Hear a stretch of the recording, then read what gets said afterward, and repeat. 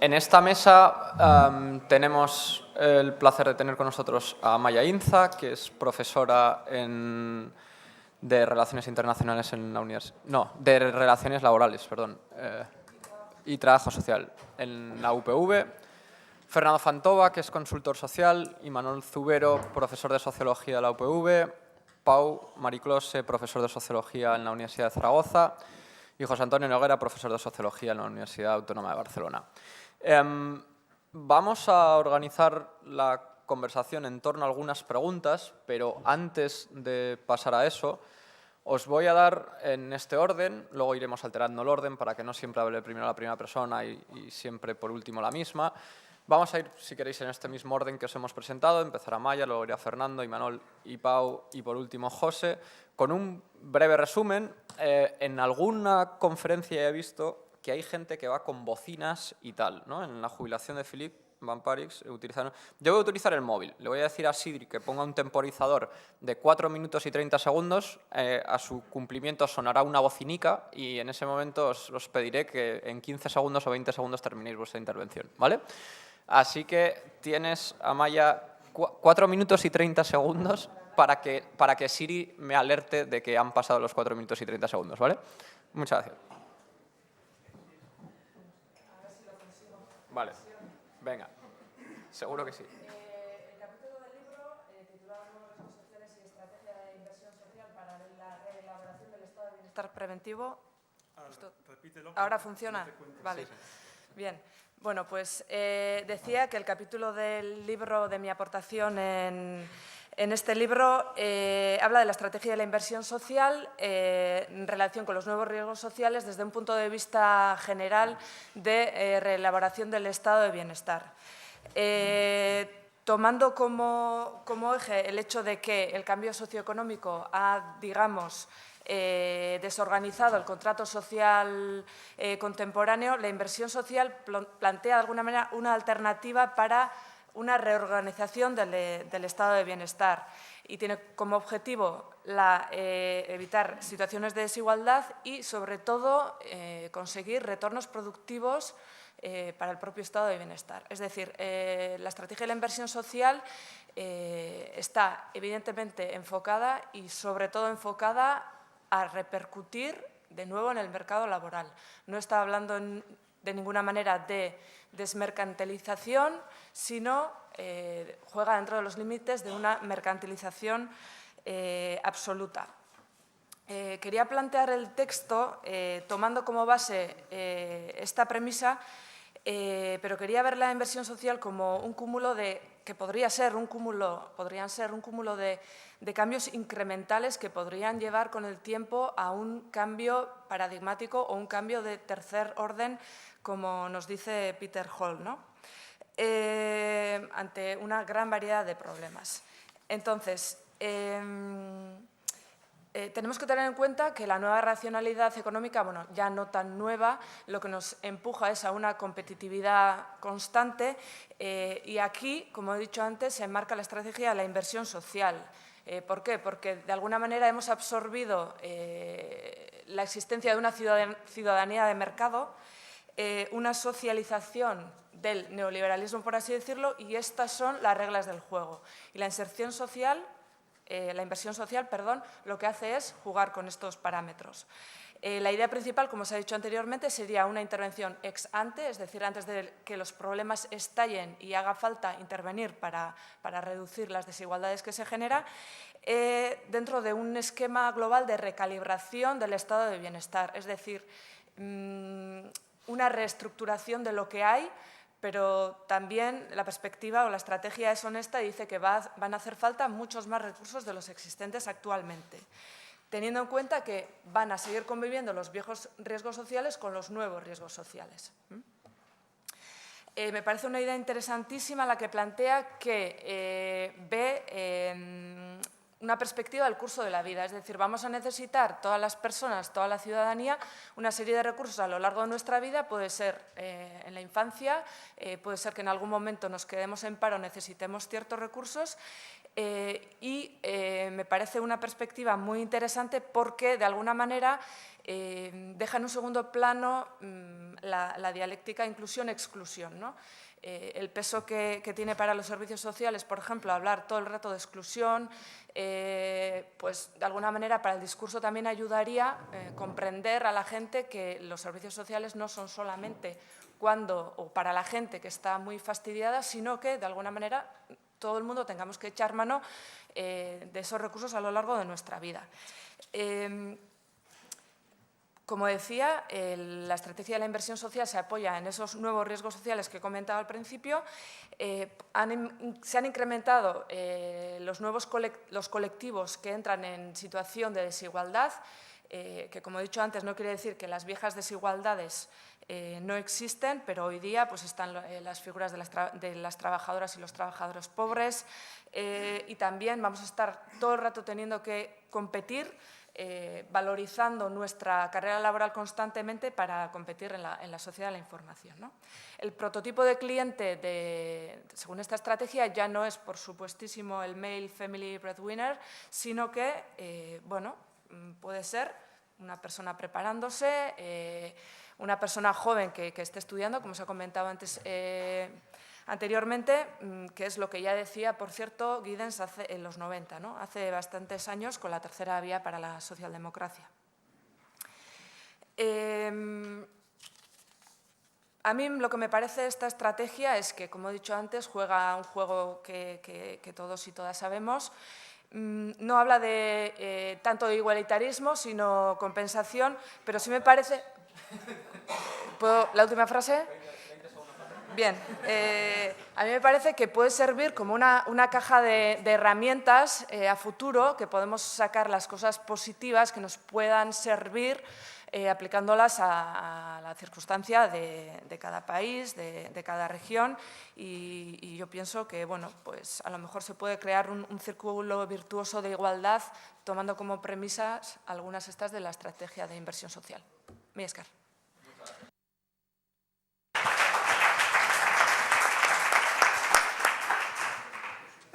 Muy bien. Mi capítulo intenta explicar por qué los servicios sociales, el sector específico de los servicios sociales, es o debiera ser una pieza clave en cualquier estrategia de inversión social, ¿no?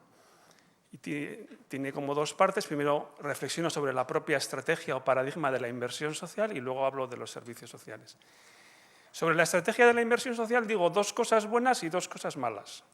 Es decir, las cosas buenas son, primero, es un modelo mental que captura muy bien la inequidad intergeneracional de nuestro modelo de bienestar. O sea, nos ha ayudado mucho a darnos cuenta hasta qué punto el desarrollo de nuestro estado de bienestar genera cada vez más desigualdad entre generaciones y fragmenta el electorado generacionalmente y fragmenta la sociedad entre mayores y jóvenes y, por tanto, crea más inequidad entre generaciones y rompe esa cohesión social. Y la segunda aportación que yo estimo que tiene este modelo de la inversión social es que nos recuerda que las políticas sociales tienen que tener retornos económicos. Es decir, como se ha dicho antes, unas políticas públicas que pueden ser el 50, el 60% de presupuestos de un país, además de cubrir sus propios objetivos y finalidades, tienen que tener retorno económico, retorno en actividad económica, en empleo y en imposición. Por lo tanto, estas dos aportaciones de la estrategia de inversión social me parecen rescatables: equidad intergeneracional y retornos económicos de las políticas sociales. ¿Dónde le veo los puntos más débiles?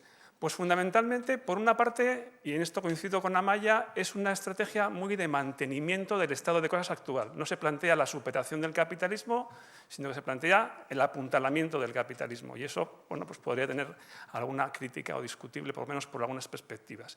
Y en segundo lugar, es economicista, en el sentido de que yo entiendo que las políticas públicas no solo redistribuyen recursos económicos, sino que empoderan a personas, a comunidades, a familias, para que también esas personas, comunidades y familias resuelvan parte de sus problemas. Y en ese sentido diríamos bienestar.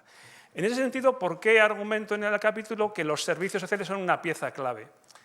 Obviamente no aquellos antiguos servicios sociales o aquella antigua asistencia social residual, asistencialista, que recogía un poco de todo lo que iba quedando por detrás, sino los que declaramos nuevos servicios sociales, que declaramos que son universales y que más bien se van concentrando en aspectos de cuidados, de apoyos familia-comunidad, de interacción de la gente en su vida cotidiana, de autonomía funcional, autodeterminación de la gente, unos servicios sociales que se hayan despojado de otras partes que antes llevaban, más económicas o más de alojamiento o más de otras cosas. Estos nuevos servicios sociales, ¿por qué digo en 2 o 3 rasgos que son fundamentales en una estrategia de inversión social?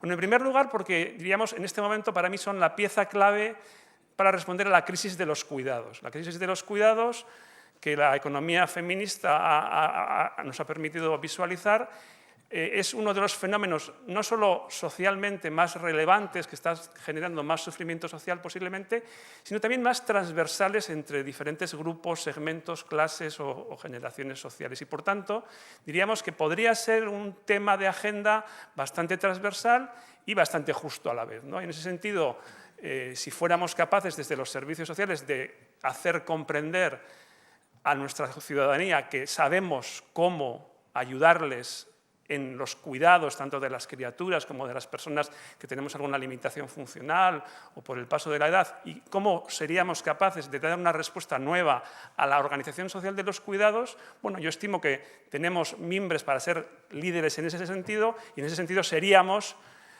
claves en una estrategia de inversión social. Y por la otra gran razón es porque los servicios sociales en nuestros estados de bienestar tienen un grado de maduración intermedio. O sea, ni están tan estructurados como la sanidad o la educación, ni están tan verdes como las políticas de vivienda u otras. Y en ese sentido son un banco de pruebas para eso que decía Amaya de la recalibración del estado de bienestar. En este momento, por ejemplo, el 70% del gasto sanitario se produce en nuestros 6 últimos meses de vida. ¿Qué quiere decir? Pues que estamos haciendo algo mal. Y seguramente, según mucha evidencia y muchos estudios, unos cuidados de servicios sociales domiciliarios preventivos evitarían parte de ese coste sanitario. Bueno, pues ahí tenemos un ejemplo de posible recalibración. Adiós.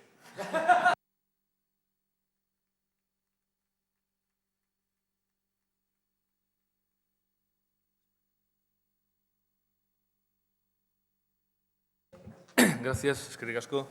Yo empiezo con un agradecimiento a Joseba por la invitación a participar en este libro y luego también con una pequeña queja. Creo que me ha tocado bailar con el más feo.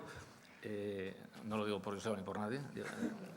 El título que se me planteó, que me parecía muy interesante, era el valor del trabajo en tiempos de precariedad. Evidentemente, en tiempos de precariedad el valor del trabajo es muy parecido a cero, con lo cual, a partir de ahí, pues remontar un poco el discurso se volvía muy complicado. Por tanto, mi conclusión final, adelanto ya, es que la predistribución no va a aportar gran cosa para mejorar el valor del trabajo en tiempos de precariedad. Con eso no quiero decir que no pueda aportar muchísimas cosas, comparto lo que se viene diciendo en otros ámbitos, pero creo que este es el núcleo duro, la cuestión del mercado de trabajo, el núcleo duro de la inclusión en una ciudadanía industrial, y creo que en ese campo la predistribución no va a aportar gran cosa. Bueno, básicamente lo que yo planteo es que en la propia perspectiva de la predistribución, en su origen, desde la persona que empieza a trabajar, los hackers, el trabajo aparece como una cuestión fundamental, el empleo aparece como una cuestión fundamental. Se señala expresamente que el pilar central de una sociedad exitosa consiste en que ésta sea capaz de proveer de trabajos satisfactorios y socialmente valiosos al mayor número posible de ciudadanos y ciudadanos. Por tanto, el punto de partida es ese, pero luego se diluye, se difumina a medida que se va avanzando en la reflexión sobre la predistribución. Yo considero que hay 3 ámbitos posibles para una política predistributiva en el mercado de trabajo. Si vemos el mercado de trabajo como un continuum donde se crean empleos en una cantidad determinada, una calidad, en unos determinados lugares hay un primer espacio de intervención, hay un segundo espacio de intervención. Una vez creados los empleos, pues se desarrollan en unas determinadas condiciones retributivas, de seguridad, expectativas de promoción, en un marco de relaciones laborales. Ese sería un segundo ámbito de intervención predistributiva. Y luego, por último, cada mercado de trabajo, en función de su diseño inicial y de las condiciones en las que se desarrolla, pues tiene una serie de resultados, una serie de consecuencias para las personas trabajadoras, ¿no? Pues tiene una capacidad de sustentación, hay derechos asociados al estatuto laboral, es posible retornar a la actividad laboral en caso de que se pierda. Bueno, hay como tres ámbitos para la intervención. Bueno, yo creo que las propuestas predistributivas se olvidan del primer ámbito, ¿vale? No dicen nada sobre crear empleo. Dan por supuesto que es el mercado el que crea empleo y eso, si una vez creado, pues plantean algunas cuestiones, vamos a empoderar a las personas a capacitar a las personas para que accedan a los mejores empleos posibles, para que se puedan formar mejor, vamos a incidir sobre los salarios, sobre el salario mínimo, por ejemplo, incluso sobre los salarios más altos, pero sobre el grueso, el núcleo fundamental de lo que es un mercado de trabajo, que sería quién crea empleos, dónde se crean los empleos, qué tipos de empleos se crean, para quién se crean esos empleos, ahí la predistribución sencillamente se retira y no plantea ninguna cuestión. Por ejemplo, no habla nada de reparto de trabajo, no habla nada de trabajo garantizado, no habla nada de ese tipo de cuestiones. Y esto es una cosa pues, que me llama mucho la atención, porque realmente hay muchas propuestas sobre la mesa que van en esta dirección. Recordaremos que antes de las elecciones sindicales, antes de las elecciones generales de diciembre del 2015, uno de los debates más interesantes que había sobre la mesa en el Estado español era el debate entre rentas mínimas, rentas básicas o trabajo garantizado. La idea de trabajo garantizado la puso sobre la mesa Izquierda Unida en aquel momento. Desgraciadamente ha desaparecido y en este momento ya no estamos discutiendo nada de esto. ¿En qué consistiría una perspectiva predistributiva que intente garantizar el trabajo? Pues sería recuperar una propuesta clásica de Keynes. Keynes decía en 1929: el conjunto del trabajo de los parados está disponible para aumentar la riqueza nacional. Es un disparate creer que nos arruinaremos financieramente intentando encontrar medios para emplearlo y que la seguridad, ante todo, está en continuar manteniendo hombres en la ociosidad. Esta idea que planteaba Keynes en el 29 se recupera de alguna manera en el discurso original por la predistribución, luego se olvida, pero la coge con mucha fuerza Minsky, un economista norteamericano en los 60, cuando dice que la manera de acabar con la pobreza es generar buenos empleos. Creo que esto, por otra parte, lo dice el sistema también. La mejor política social es la política de empleo, lo que pasa que no es la política de empleo que crea el sistema, ¿verdad? Pero esta idea, que es una idea fundamental, como digo, se diluye en la perspectiva de la predistribución. Básicamente, ¿por qué? Pues porque yo creo que hay dos formas de entender la predistribución. Hay una predistribución muy individualizadora, se decía algo esta mañana también, lo planteabas tú con mucha claridad. Hay una predistribución un poco más estructural. Yo creo que si nos olvidamos de que vivimos en entornos estructurados y que vivir en entornos estructurados significa cargar con una mochila desde el principio sobre la que hay que actuar, pues sencillamente cada vez cargamos más el peso sobre las personas individuales, olvidándonos si son el Jonan o si son la Simoneta esta de Acebo, Borbón. Esta, bueno. Vale, entonces yo creo que ahí está un poco el problema de la predistribución cuando hablamos del empleo. Creo que hay una zona de confort en la predistribución tal y como se plantea de manera hegemónica, que es no vamos a tocar mucho la estructura social, no vamos a darnos cuenta de que en el fondo la desigualdad sigue siendo una cuestión de clase en nuestra sociedad y, por tanto, no vamos a tocar mucho la cuestión de las clases y, sobre todo, no vamos a dotar de capacidad de lucha pues, a las personas excluidas, sobre todo a las personas excluidas, por lo que me toca en el capítulo, fruto de las dinámicas del trabajo. Es decir, no vamos a decir nada de cómo conseguimos nuevo poder sindical, cómo conseguimos pues, más poder político de los trabajadores y trabajadores. Y yo creo que esto sencillamente hace que la predistribución, como decía, en el ámbito del trabajo, en este momento, pues tenga bastante poco que aportar. Lo cual no quiere decir que no tengamos que seguir pensándolo y que el libro que ha salido ahora es el mejor libro que se ha escrito sobre la predistribución.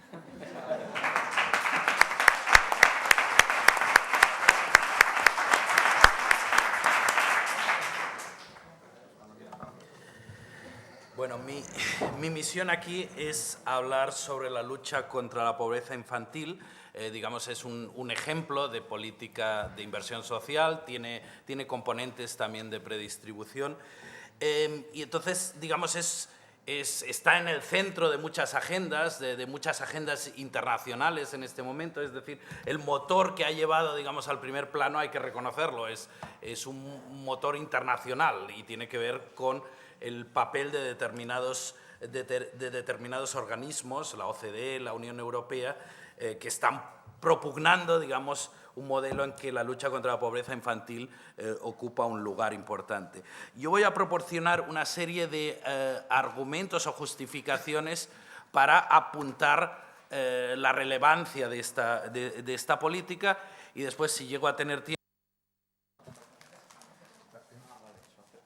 que me lo acerque. Vale. Si llego a tener tiempo, apuntaré a alguna política, no creo. En todo caso, bueno, la idea fundamental es que hay 4 tipos de justificaciones para poner, digamos, en valor las políticas de lucha contra la pobreza infantil, y son justificaciones que, digamos, apelan a públicos muy amplios y de alguna manera pueden ser el fundamento de construcción de coaliciones de apoyo amplias, ¿no?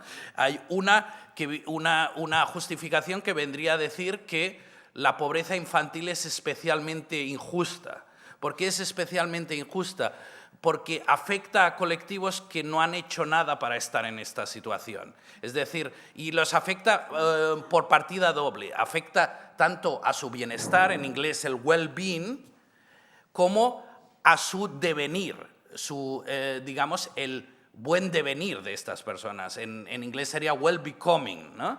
Entonces, digamos, esta doble dimensión hace la realidad de la pobreza infantil especialmente injusta porque no incide simplemente en la situación actual de estos niños, sino, digamos, se proyecta a lo largo del tiempo. La pobreza infantil tiene cicatrices y genera cicatrices y estas cicatrices realmente no terminan de curar mucho y predispone, digamos, a una peor vida en edades más avanzadas, ¿no? Pues, fundamentalmente en la etapa adulta. La segunda justificación sería que luchar contra la pobreza infantil, digamos, tiene beneficios que van más allá de los beneficios individuales para las personas pobres. Digamos, luchar contra la pobreza infantil beneficia a la sociedad en su conjunto, porque tolerar una sociedad en que haya mucha pobreza infantil básicamente supone, digamos, erigirla sobre estructuras, sobre una arquitectura problemática.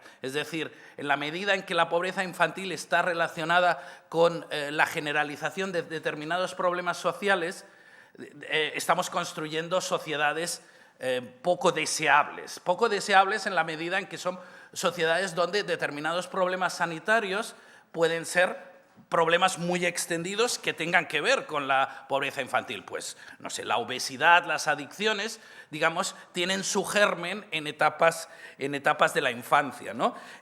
Otros problemas tipo abandono escolar, pues también están relacionados con las situaciones que se viven en infancia. Incluso, digamos, la generalización de determinadas tensiones sociales, de determinadas situaciones de desconfianza, de fractura, tienen su origen en problemas de privación económica en la infancia, ¿no? En ese sentido, digamos, si toleramos pobreza infantil, si toleramos pobreza juvenil, estamos cultivando de alguna manera gérmenes de fractura social, de conflicto social, que pueden desembocar, digamos, en alguna de estas realidades con las que estamos acostumbrándonos a convivir y que están en ascenso, que tienen que ver con la desconfianza de los expertos, la desconfianza de élites económicas por parte de colectivos que, en cierto modo, viven desenganchados, pero no viven desenganchados ahora, sino viven desenganchados de forma permanente desde que eran niños y jóvenes, ¿no?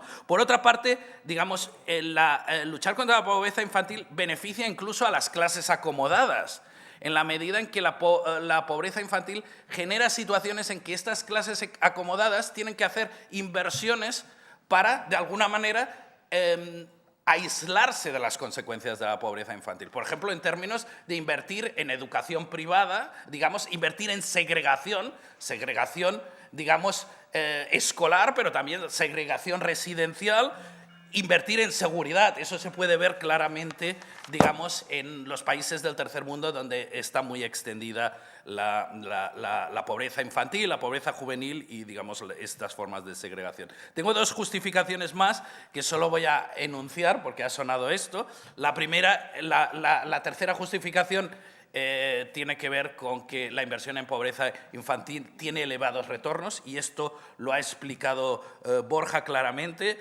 Digamos, tiene elevados retornos porque nos permite capitalizar el talento natural de los niños y los jóvenes. Es decir, sabemos que los niños, el Jonas, digamos, no podrá desarrollar o proyectar todo su talento natural.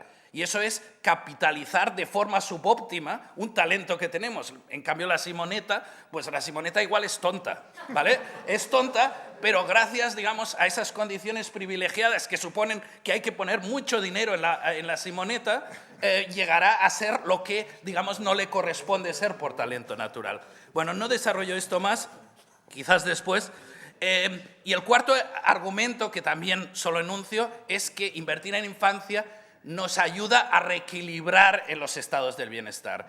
Reequilibrar los estados de bienestar desde el punto de vista intergeneracional. Y esto es muy importante, porque en la medida en que tengamos estados de bienestar que se están sesgando de forma creciente en favor de colectivos de edad más avanzada, estamos creando las semillas de su autodestrucción.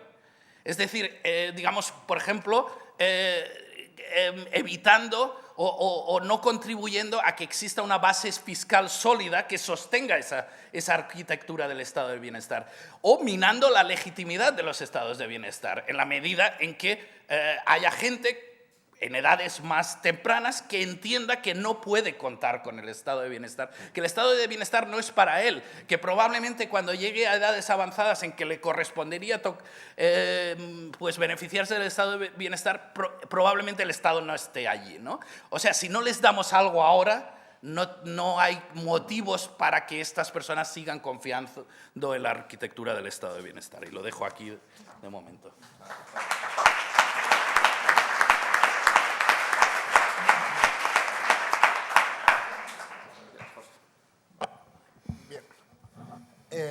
Bien, en primer lugar, muchas gracias por la invitación y por la coordinación del libro, que yo creo que efectivamente es un excelente libro. Bien, yo como vengo de Cataluña voy a desobedecer un poquito. Además, ayer Joseba me dijo que hiciera lo que me diera la gana, ¿no? Entonces, en vez de resumir mi capítulo, para no daros spoilers y que lo leáis, ¿no? Mi capítulo va sobre cómo redistribución y predistribución pues se relacionan con la distribución de la renta y con las políticas de garantía de rentas, ¿no? Pero voy a preferir hacer muy telegráficamente 3 reflexiones para daros pie un poco al debate que plantea el capítulo y a leerlo, ¿no? La primera es que en el capítulo trato de discutir un poco si se ha alcanzado un límite en las políticas de redistribución de la renta y de la riqueza. Y si es así, ¿cómo pueden responder a ese límite las políticas de predistribución? Entonces, frente a esta situación en la que parece que hay un cierto consenso en que redistribuyendo ya no podemos ir más allá, un poco lo que intento plantear es la tesis de que quizá una determinada combinación que en cada contexto puede ser diferente de políticas redistributivas y políticas predistributivas puede ayudarnos a desbloquear esa situación y a encontrar un nuevo equilibrio distributivo.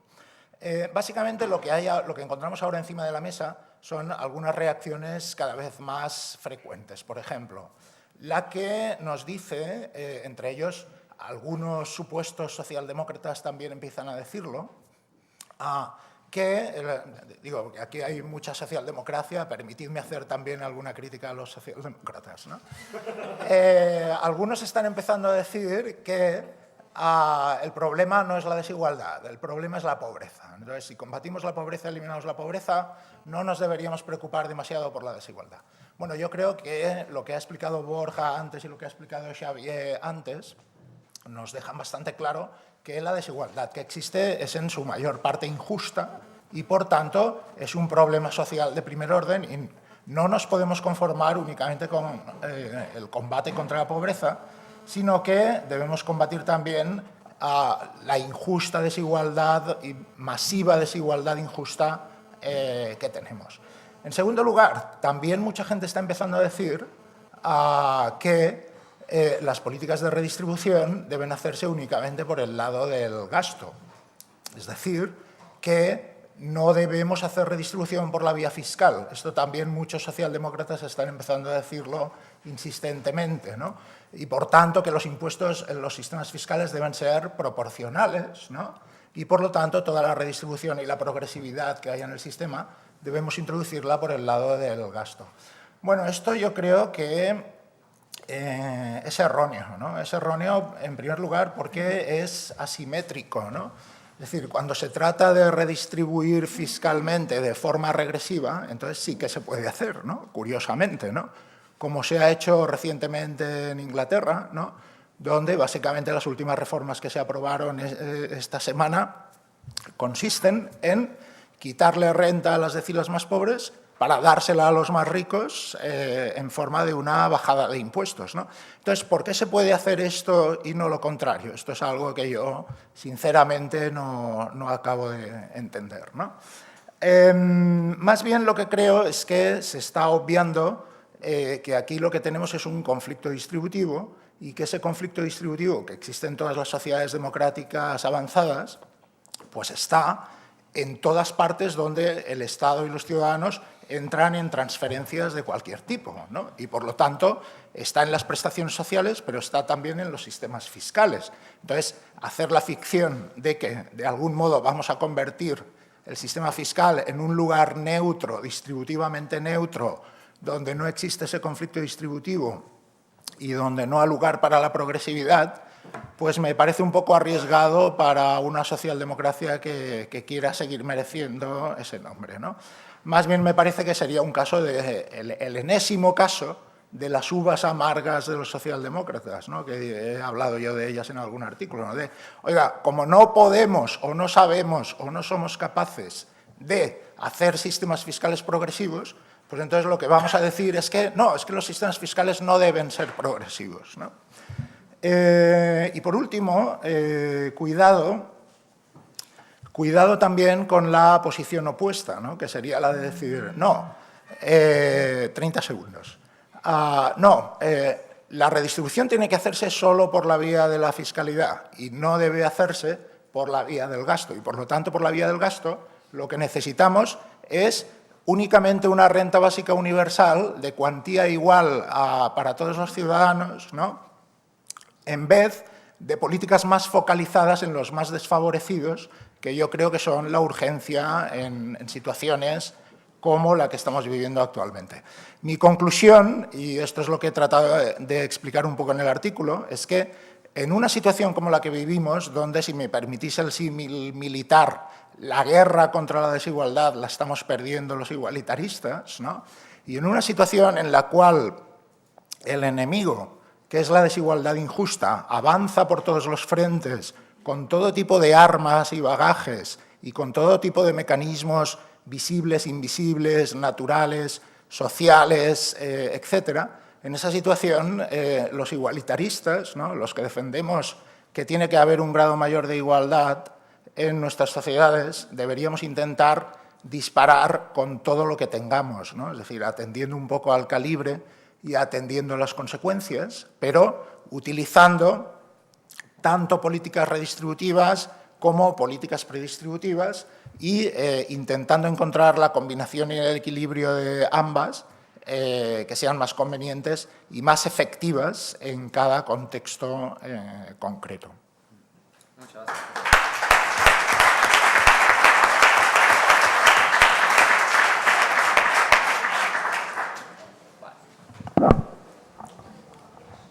Bueno, pues después de esta primera ronda en la que cada uno ha expuesto de forma muy breve los principales puntos de sus capítulos, ahora vamos a comenzar una segunda ronda.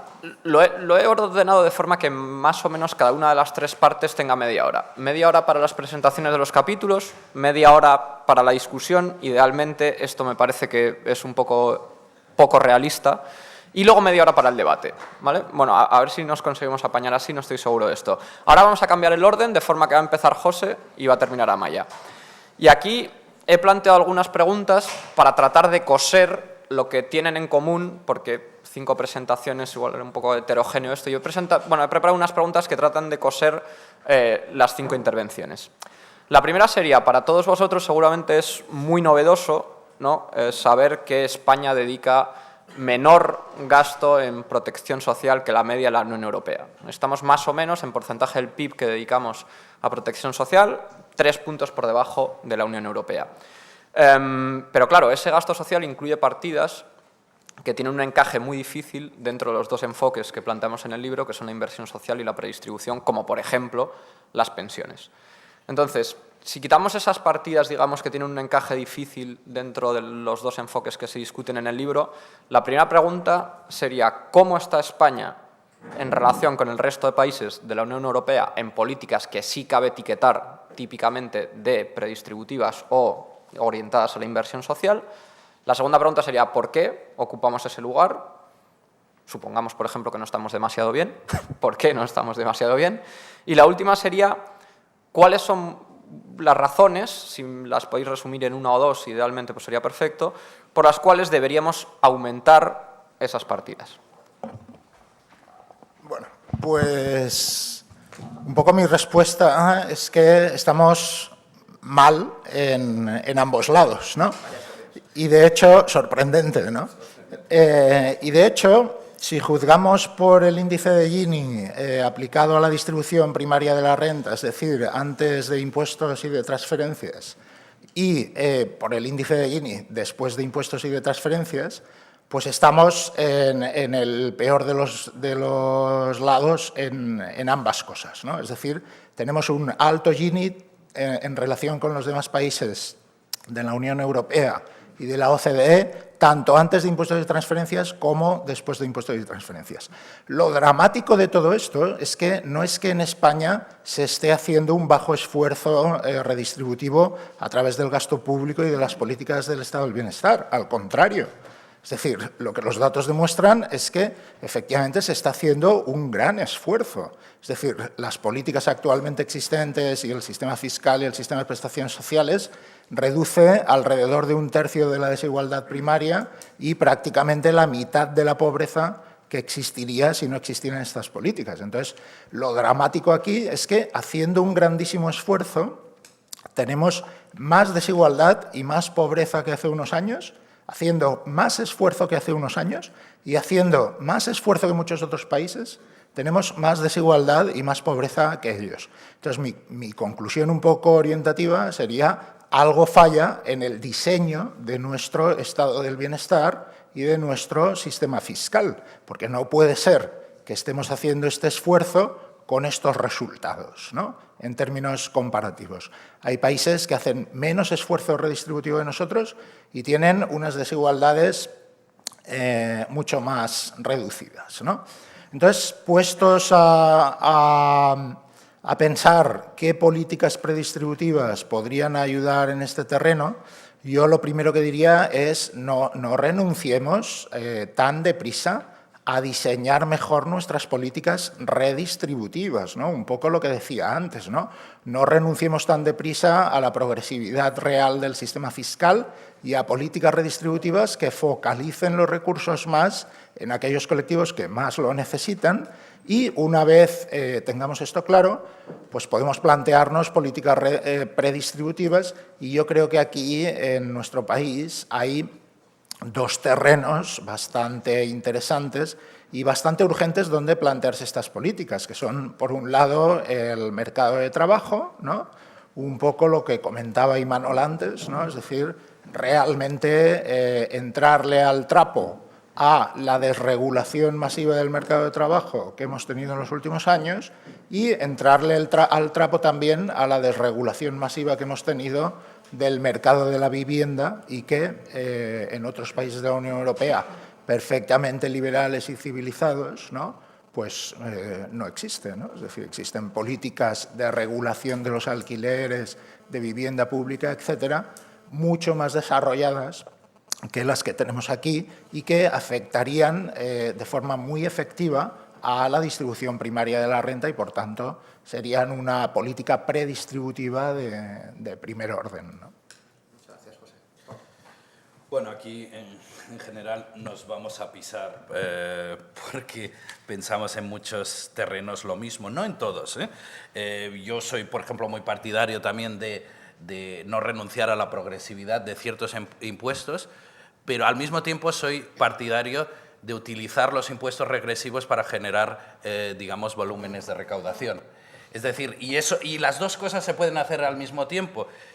Y claro, el paso siguiente es que los volúmenes generados de recaudación se destinen a gasto redistributivo. Y eso ya es más difícil. Y es más difícil porque tenemos unas inercias institucionales muy fuertes, fundamentadas en la lógica de aseguramiento de nuestro estado de bienestar, que llevan, y en el poder social de determinados grupos, que llevan a que el statu quo sea muy difícil de modificar y sea muy difícil de encontrar espacio fiscal para desarrollar las políticas de gasto que necesitamos para sostener la inversión social o que necesitamos para sostener políticas de redistribución, ¿no? Y digamos, si la lógica de aseguramiento está clara, digamos, la mayoría de las prestaciones se fundamentan en una cotización, y el poder de determinados grupos está claro. Estamos en un contexto de fuerte envejecimiento en que el peso relativo de la población de edad más avanzada es cada vez mayor y, digamos, los partidos van a ser receptivos a esa población porque es un suicidio electoral, digamos, desatenderla. A mí, cuando me dicen que las pensiones se van a recortar, no me lo creo.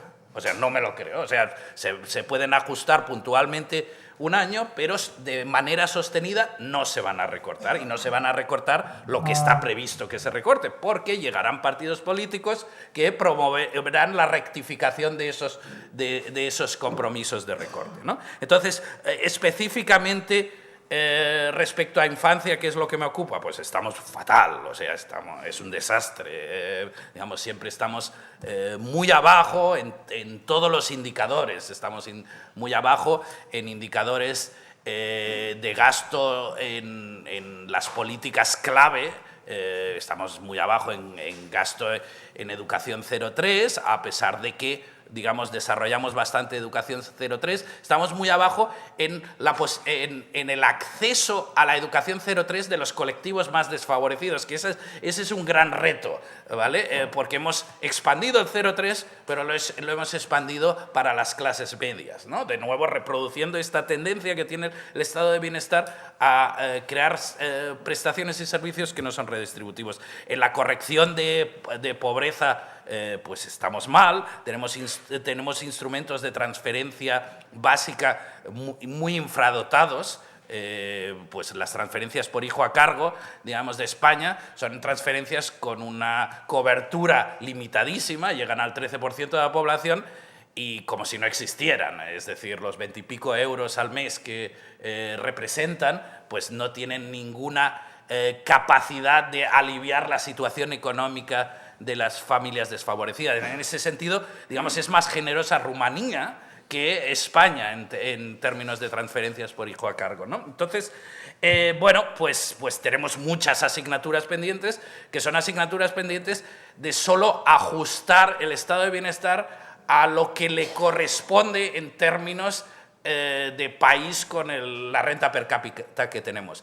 En ese sentido, digamos, es sobre todo muy preocupante que el tema se haya introducido en la agenda política y, digamos, hay partidos que están mostrando sensibilidad y preocupación y incluso sostienen que, digamos, la inversión en infancia y luchar contra la pobreza infantil, la evidencia sugiere que es importante, que tiene retornos económicos. Todo este discurso que yo he hecho antes sobre la justificación económica y la justificación social de estas inversiones ha sido entendida en la arena política, ¿vale? Y hay partidos específicamente que la han materializado claramente en sus programas, pero después llegan las negociaciones de presupuestos y, digamos, donde ponía 1.000, terminan siendo 25, ¿vale?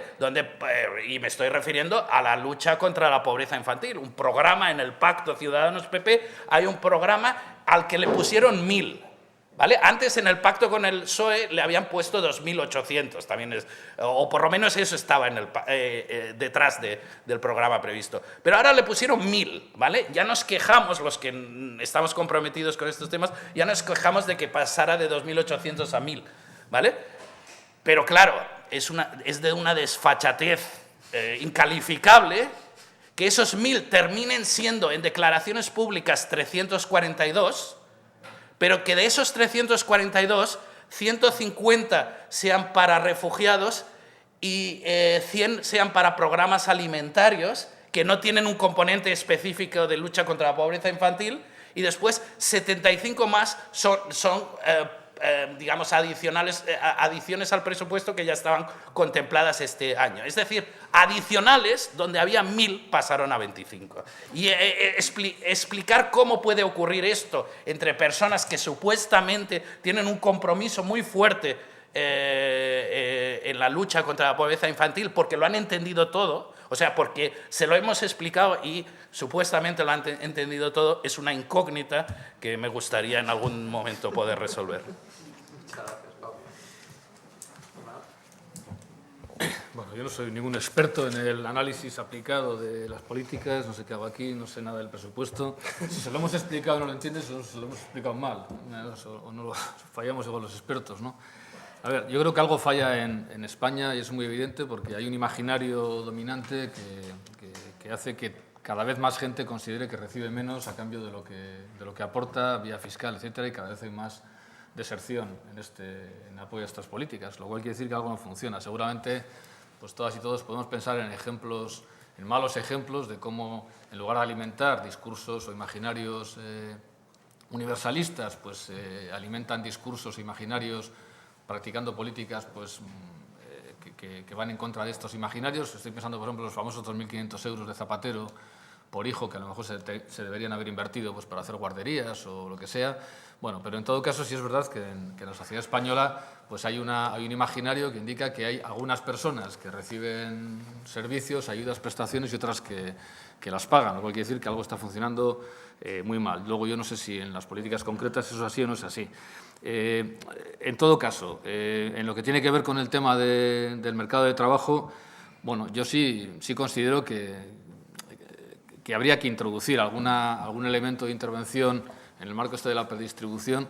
La predistribución yo creo que tiene una ventaja, ¿no? Lo planteaba creo que Fernando, decía que capta un cierto imaginario, ¿no? Captura una especie de idea de que, mira, de alguna manera vamos a ponernos todas y todos en una misma posición, una posición similar, y a partir de ahí luego pues ya veremos cómo va la vida, ¿no? Y luego efectivamente si hay que intervenir después y tal, pero vamos a ponernos todas y todos en una misma posición, ¿no? Y yo creo que en el mercado de trabajo pues habría que introducir elementos de políticas que vayan justamente a generar empleo, lo que decía yo que faltaba, ¿no? Es muy curioso pensar lo que hizo Obama, por ejemplo, durante la crisis, ¿no? Pues en 2009 la administración Obama aprobó medidas de creación directa de empleo y según algunas evaluaciones que se han hecho de esas medidas, pues se pudieron haber creado o haber salvado hasta 2,5 millones de empleos solamente en el primer trimestre de 2010. En cambio, en el caso de España, evidentemente, decir que el Estado tiene que crear empleo suena a una especie como, enseguida alguien diría que esto no es Venezuela, diría enseguida, ¿no? Esto es una cosa como muy así, ¿no? El poco empleo o el empleo que hay creado o relacionado con lo público, que es el empleo público, pues ya sabemos cómo está, la temporalidad es mayor todavía que en el empleo privado. Bueno, yo creo que esta es una cuestión que tenemos que plantearnos con mucha seriedad, porque todavía hoy pues la ciudadanía industrial, y estamos en eso, pues se sigue jugando en buena parte en el empleo, fundamentalmente en el empleo, ¿no? Por tanto, yo creo que tendríamos que trabajar mucho más esta idea, ¿no? De cómo conseguimos crear empleo, utilizando además muchas de las evaluaciones que se están haciendo que nos dicen que otras formas de dedicar dinero público para crear empleo, que puede ser dar a empresas para que contraten, que puede ser cursos de formación y tal, pues sencillamente no están funcionando, ¿no? O sea, parece que lo que más funciona es crear empleo directamente. Bueno, pues a ver si conseguimos generar un apoyo público y político en esa dirección, ¿no? Porque de alguna manera pues todas y todos consideramos o aspiramos a eso, ¿no? A tener un empleo digno, un empleo que nos permita vivir con dignidad. Sí, a la hora de establecer comparaciones entre España y países de referencia en cuanto al estado de bienestar, pues se suele hacer referencia a ese modelo familista, a ese modelo que curiosamente no es un modelo que apoya a la familia, sino que se aprovecha de la familia, ¿no? O sea, descansa más en la familia y no ayuda a la familia, no la apoya, ¿no? Y en ese sentido, países supuestamente más fríos y menos favorables a la familia le ayudan mucho más y le dan mucha más posibilidad también de aumentar su fecundidad y su posibilidad de funcionar como familia, ¿no? En ese sentido, es verdad que esa inercia institucional de la que habla Pau, esa dependencia de la senda que nos hace a veces reincidir en políticas, es llamativa, por ejemplo, en el caso de las pensiones, porque yo a veces hago una referencia a lo siguiente. Imaginemos las personas que estamos aquí y pensemos que, no sé, pues que cuando nos jubilemos, las que no estemos jubiladas, muy posiblemente lo que vayamos a necesitar todas nosotras para comer, para vestirnos cada día, cada semana, cada mes, va a ser muy parecido. Sin embargo, entre las personas que estamos aquí, algunas vais a morir después de 20 años de jubilados habiendo necesitado 0 horas de cuidados y otras vais a necesitar unos cuidados que incurren en lo que Adelina Comas la llama costes catastróficos.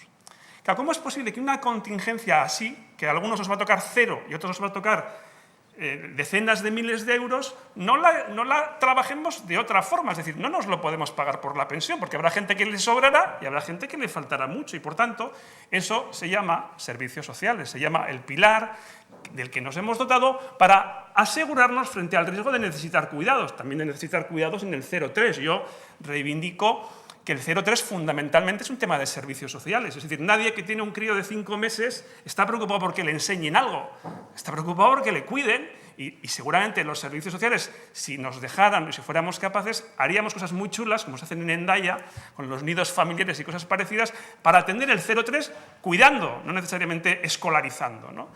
Y además, de alguna forma, en esa idea de que resulta que las niñas y niños necesitan cuidados y apoyos y los mayores también, igual redescubrimos las relaciones intergeneracionales y comunitarias como objeto de los servicios sociales y como una nueva forma de reinventar el estado de bienestar. Y en ese sentido yo diría que efectivamente veo por ahí una política pública de interés, es decir, una política pública que resignifica los lazos, los vínculos, que reconstruye o ayuda a reconstruir vínculos familiares y que hipotéticamente podría también ayudar a reconstruir ese pacto social intergeneracional que hoy en día está en el corazón del debate político, porque si vemos cómo se dividen los electorados por partidos políticos, nos daremos cuenta de que la guerra de clases se está uniendo a una guerra de generaciones y también pues, otro tipo de historias. Por tanto, cómo los servicios sociales, entendidos de esta forma universal, comunitaria, con tecnología, con apoyos, pues pueden ser una política pública prometedora en términos de inversión social y en términos de superación de esas inercias institucionales que nos hacen agarrarnos a los viejos pilares del estado de bienestar con riesgo de que se nos caiga encima y no desarrollar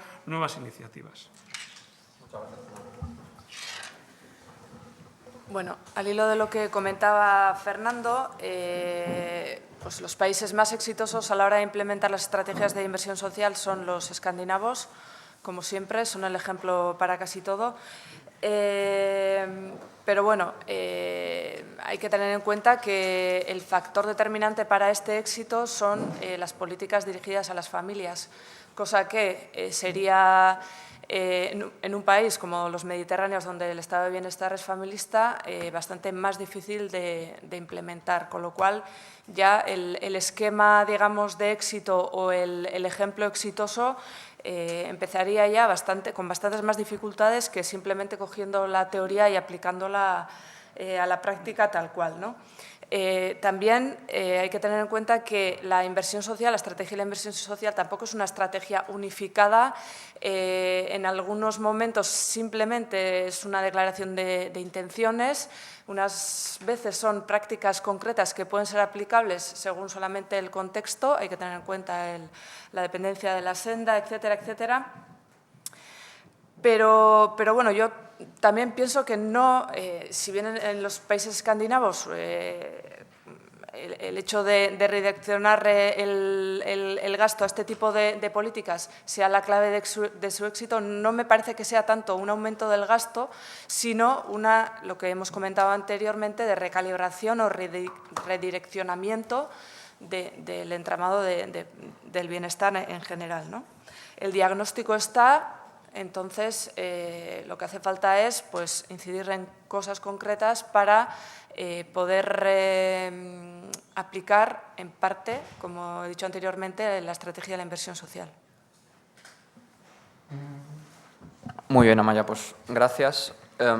Ahora, para vosotros que habéis recibido las preguntas, para dejar de verdad media hora o 20 minutos al menos al público, voy a poner los bloques 2 y 3 al mismo tiempo. ¿vale? Entonces os hago una pequeña introducción para que entendáis de qué va la historia y luego os voy a hacer dos preguntas que mezclarán los bloques 2 y 3 que habíamos previsto. Les decía a los ponentes que uno de los argumentos que más suele invocarse en los debates sobre predistribución e inversión social, y que de hecho ha salido 40 veces ya, es que es una política o que es un conjunto de políticas que son muy eficientes desde el punto de vista económico. O sea, dicho de otra forma, que tienen un retorno enorme a la sociedad. De hecho, Heckman llega a decir que por cada euro invertido, por cada dólar, dice él, en algunos programas llegamos a tener un retorno hasta 10 dólares. ¿Vale? Sin embargo, un argumento que suele salir menos y que, sin embargo, hay un politólogo que lo suele utilizar con frecuencia, es el de que, además de ser económicamente eficiente, son unas estrategias que son muy viables desde el punto de vista político. ¿Por qué? Porque son susceptibles de generar coaliciones. Paul lo adelantaba, la idea esta de que, bueno, como los niños todavía no han tenido la oportunidad de gastarse el dinero del bienestar en tabaco y alcohol, pues no, porque los niños de 6 meses pues suelen tener problemas para ir al estanco y ese tipo de cosas, pues no, todo el mundo piensa que de verdad son gente ingenua, honesta y que, bueno, y que gastarse el dinero en ellos es una inversión razonable, ¿no? A diferencia de gastarse el dinero en pitillos y en alcohol. Entonces, la primera idea es, ¿qué pensáis que hay de cierto en este argumento? Que sería la primera de las dos preguntas que os voy a hacer en este bloque. Y la segunda, que sería la tercera, es, bueno, asumamos, demos por hecho que os hemos convencido a todos de que estas políticas son fantásticas. Y entonces salís de aquí y decís, predistribución, a lo loco. Y dice, bueno, vale, muy bien, nos hemos convencido de todo esto, tenemos argumentos morales, argumentos económicos, argumentos políticos, argumentos de todo tipo para favorecer este tipo de políticas. Muy bien, pero ¿esto cómo se paga? Y esta es la segunda pregunta.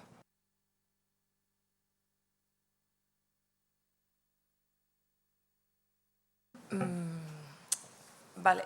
Pues bueno, yo pienso que a la hora de poder conseguir coaliciones electorales que, digamos, a fin de cuentas, a suficiente legitimación para que estas políticas sociales no nos lleve a un estado de más desasosiego aún de lo que existe, lo que hace falta es un discurso unificado sobre lo que se comentaba al principio de la jornada de hoy, de lo famoso que se está haciendo lo social hoy en día, es decir, aglutinar lo social de manera que pueda ser también un producto, digamos, que la gente lo capte como que en el futuro que haya un cierto tipo de políticas que en el futuro pueda redundar en su propio beneficio, como he comentado antes, mediante, por ejemplo, la idea de implementar las políticas a lo largo de la vida de una persona, porque de esa manera, de alguna manera, todo el mundo capta que puede beneficiarse más directamente de este tipo de políticas.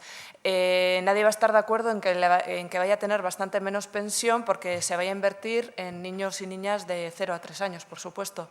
Pero bueno, es un poco intentar un paralelismo, por ejemplo, como aquí existe con Osakidetza, que es algo que ha salido esta idea en varios foros, ¿no? Es decir, una marca como hay en salud, bueno, sabes que Osakidetza, salud y tal, pues bueno, con lo social algo parecido, que de alguna manera aglutine este tipo de medidas, de ideas y, por ejemplo, no permita cosas como lo que está ocurriendo en la actualidad, que se está sedimentando la caridad alimentaria en todas partes y no hay un discurso crítico de denuncia, de involución del estado de bienestar en este sentido, como está ocurriendo hoy día, ¿no? Me parece que lo social queda muy diluido y yo creo que sería una manera de aglutinar apoyos, esta globalidad en el discurso y estos apoyos más generales.